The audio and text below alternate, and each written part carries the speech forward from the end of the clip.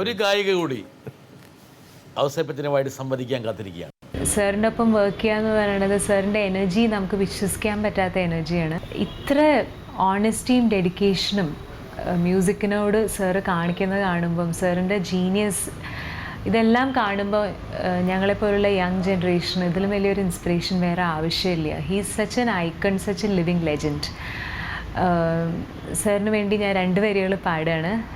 Sir എന്നെ compose ചെയ്ത പാട്ടാണ്. അത് പാടാനുള്ള ഭാഗ്യം എനിക്ക് കിട്ടിയെന്നുള്ളത് എൻ്റെ ജീവിതത്തിൽ വളരെ സന്തോഷമുള്ളൊരു കാര്യമാണ്.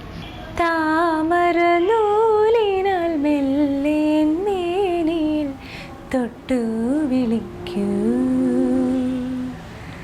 താഴിട്ട് പൂട്ടുമെൻ നെഞ്ചിലെ വാതിലിൽ മുട്ടി വിളിക്കൂ,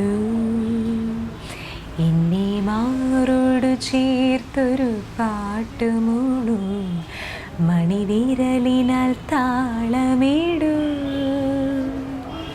thank you so much sir. ഔസേപ്പച്ച, ഒരു കാര്യം എനിക്ക് ശ്രദ്ധിച്ചു, പ്രണയവും വിരഹവും ഉണ്ടെങ്കിൽ ഔസേപ്പച്ചൻ്റെ പാട്ട് സൂപ്പറാ.